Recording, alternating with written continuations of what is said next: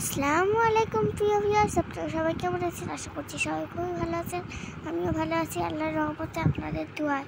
তো আজ আমি আপনাদের সঙ্গে শেয়ার করব দই পটলের রেসিপি।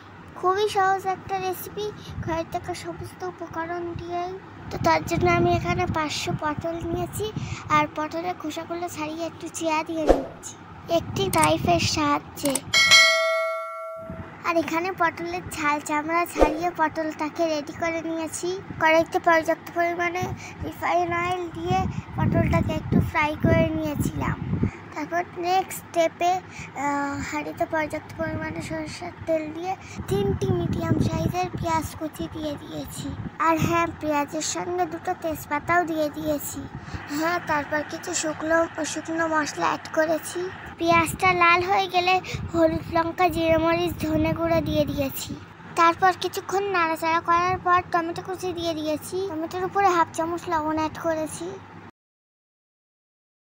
টেস্টটাকে বাড়ানোর জন্য 1 চিমটি পরিমাণে সুগার অ্যাড করেছি। নাড়াচাড়া করে ঢাকনা চাপা দিয়ে দেবো টমেটোটা সিদ্ধ হওয়া পর্যন্ত।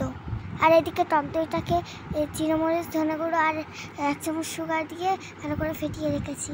এই পেস্টটাও মশলার মধ্যে দিয়ে দেবো। টমেটোটা আবার নাড়াচাড়া করে ঢাকা চাপা দেবো, দিয়ে তেল ছাড়া পর্যন্ত অপেক্ষা করব। মশলা থেকে তেল ছাড়তে শুরু করেছে, এখন আমি ফ্রাই করা পটলগুলো ওতে অ্যাড করব। ফ্রাই করা পটলগুলো মশলায় দেওয়ার পর ঢাকা চাপা দিয়ে 1 মিনিট ওয়েট করব। 1 মিনিট হয়ে গেছে, ঢাকাটা সরিয়ে আরও একটু নাড়াচাড়া করে দিচ্ছি। আর দেখুন গ্রেভিটা কত সুন্দর হয়েছে। দই ফাটানো বাটিটা গরম পানি দিয়ে ধুয়ে এর মধ্যে সেই পানিটা অ্যাড করব। আবারও ঢাকা চাপা দিয়ে পটলটাকে 5 মিনিট কুক করব। 5 মিনিট হয়ে গেছে, এবার আমি ঢাকা সরিয়ে গরম মশলা পাউডার অ্যাড করব। তো আমার রান্নাটা কমপ্লিট হয়ে গেছে, এবার আমি পরিবেশন করব। গ্যাসের চুলাটা অফ করে দিয়েছি। যাই হোক ভিউয়ার্স, আমার ভিডিওটা ধৈর্য ধরে শেষ পর্যন্ত দেখার জন্য আপনাদেরকে অসংখ্য ধন্যবাদ।